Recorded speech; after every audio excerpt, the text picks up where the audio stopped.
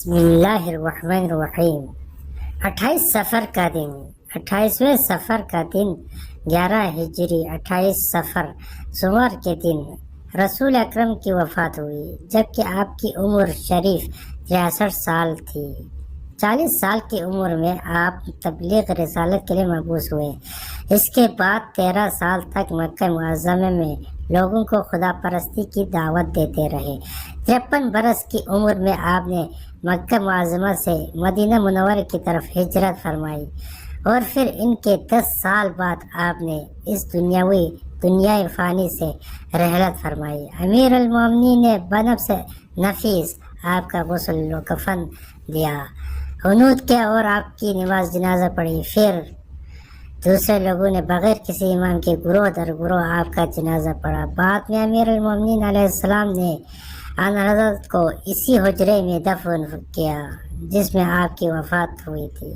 انس بن مالک سے روایت ہے کہ رسول اللہ کے دفن کے بعد جناب سیدہ میرے قریب آئی اور فرمایا، اے انس، تمہارے دلوں نے یہ کس طرح گوارا کیا کہ آن حضرت کے جسد مبارک پر مٹی ڈالی جائے؟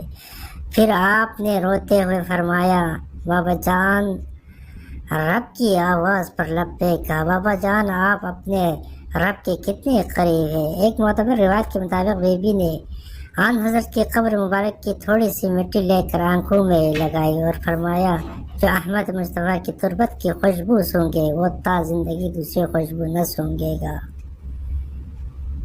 مجھ پر وہ مصیبتیں پڑی ہے، اگر وہ دنوں میں آتے تو وہ کالی راتیں بن جاتی۔ شیخ یوسف شامی نے ترنظیم میں نقل کیا ہے کہ جناب سیدہ نے اپنے والد بزرگوار پر یہ مرثیہ پڑھا، خاک پردوں میں غائب ہونے والے سے کہو، اگر تم میری فریاد اور پکار سن رہا ہے، مجھ پر وہ مصیبتیں پڑی ہے کہ اگر وہ دنوں پر آتے تو وہ کالی راتیں بن جاتی۔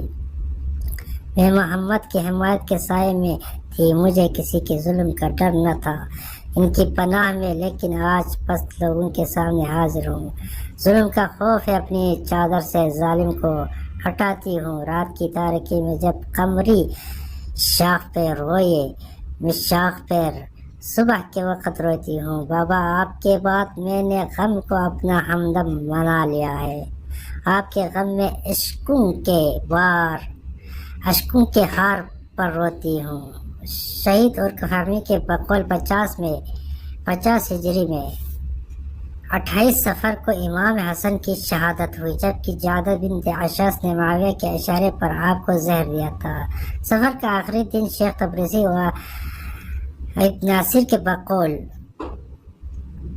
203 ہجری میں اسی دن امام علی رضا علیہ السلام کی شہادت اس زہر سے ہوئی جو آپ کو انگور میں دیا گیا، جبکہ آپ کی عمر 55 برس تھی۔ آپ کا روزہ مبارک سنابات نامی بستی میں حمید بن قحطبہ کے مکان میں ہے، جو طوس کا علاقہ ہے۔ اب وہ مشہد المقدس کے نام سے مشہور ہے، جہاں لاکھوں افراد زیارت کو آتے ہیں۔ ہارون رشید عباسی کی قبر بھی وہیں ہے۔